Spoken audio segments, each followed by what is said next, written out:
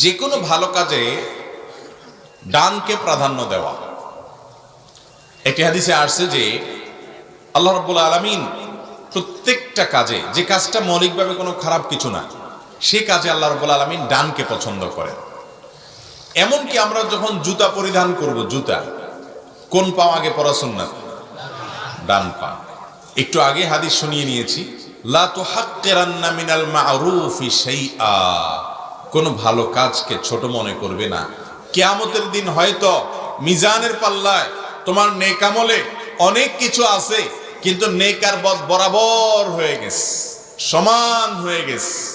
তোমার ঠিকানা এখন জান্নাতও নয়, জাহান্নামও নয়, আরাফ নামক জায়গায় হতে পারে। একটা সামান্য ছোট তুচ্ছ, যেটাকে তুমি মনে করছো সেরকম কোন নেক আমল যদি এখন যুক্ত হতো, তাহলে তুমি জান্নাতে চলে যেতে পারতে। এই জন্য নবী করিম সাল্লাল্লাহু আলাইহি ওয়াসাল্লাম বলেছেন, তুমি কোনো ভালো কাজকে ছোট মনে করবে না।